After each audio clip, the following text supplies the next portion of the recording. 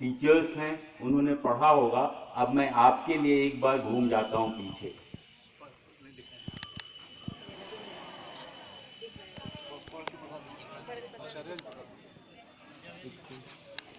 चलो इधर आओ, कम आसना जल्दी दौड़ जाओ।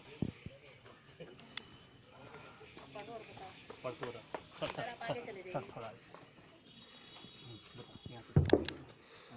छेड़खानी, घरेलू हिंसा, बलात्कार, जेंडर आधारित गर्भपात, तेजाब हमला, दहेज प्रताड़ना, कहाँ है इनकी पाठशाला?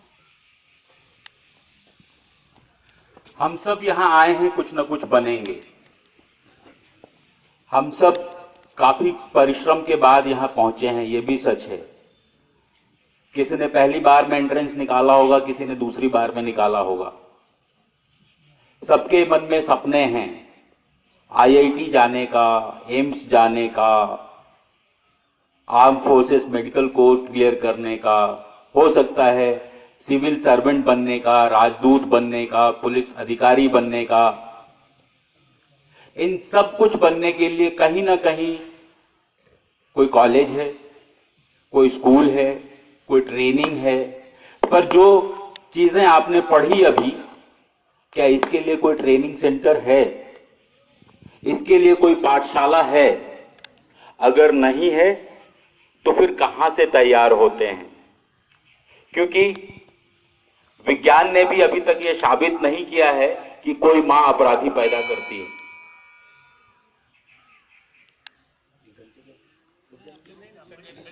विज्ञान ने भी अभी यह साबित नहीं किया है कि कोई मां अपराधी पैदा करती है, या कोई खास दूध पीने से किसी को छेड़खानी करने का मन करता है, कोई खास किस्म की सब्जी खाने से किसी को भ्रूण हत्या का मन करता है, कोई खास दवा खा लेने से ज्यादा दहेज मांगने की इच्छा होती है।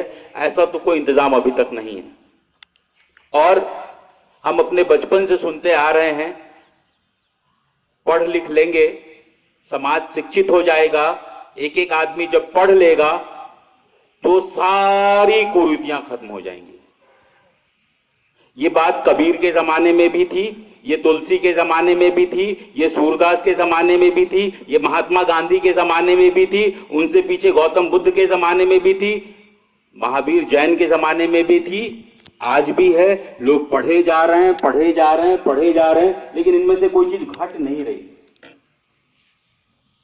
जो जितना ऊंचा पढ़ा है, जो जितने ऊंचे ओहदे पर स्थापित है, उसकी दहेज की मांग उतनी ज्यादा है कि नहीं? आईआईटीएन है, आईआईएम पास किया है, सिविल सर्वेंट है, देख लीजिए उनकी क्या मांग होती है। ये दो सेट ऑफ स्टूडेंट्स हैं, फीमेल हैं, मेल हैं। आगे जाकर के फीमेल्स भी इंजीनियर बनेंगे, लेकिन उनको शादी करने के लिए किसी मेल इंजीनियर के बाप को पैसे देने पड़ेंगे।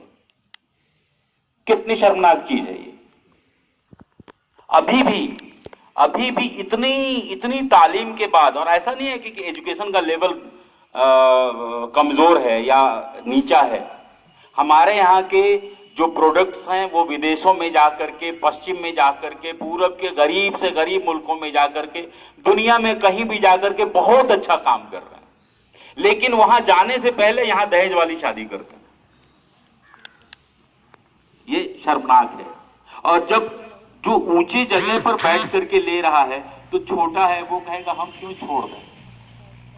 और आखिर लिया क्यों जाता है? मान लिया मैं दहेज पे थोड़ा ज्यादा बोल रहा हूं, ये लिया क्यों जा रहा है? देना हमारी मजबूरी हो सकती है, हमारी लड़की है, हमारी बहन है, हमारे लिए हो सकता है किसी खास वक्त पे दहेज देना मजबूरी हो जाए, लेकिन अपने बेटे के लिए, अपने भाई के लिए, या अन्य किसी मेल रिश्तेदार के लिए दहेज लेना मजबूरी तो नहीं हो सकती ना। वहां तो कोई तमंचा दिखा करके हमको दहेज नहीं दे सकता ना। वो दहेज लेते हैं क्योंकि आपको शोर शराबा करना होता है, समाज में लोगों को दिखाना होता है, 50,000 लाख रुपए की सूट पहननी होती है, 1.5 कट्ठे 2 कट्ठे में डीजे लगाना होता है, और उन गानों पर नाचना होता है जिन गानों को अपने घर की औरतों को आप नहीं सुना सकते।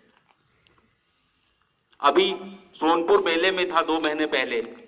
मेले के अंदर जो उस आसपास के लोग होंगे या नहीं होंगे, तब भी पढ़ लिख करके देख करके थोड़ा आइडिया होगा कि सोनपुर मेले में अन्य चीजों के अलावा बड़ी संख्या में थिएटर लगते हैं और that theatre is different, entirely different from the theatre we know. हमारे लिए थिएटर रंगमंच है, हमारे लिए थिएटर नाटक है।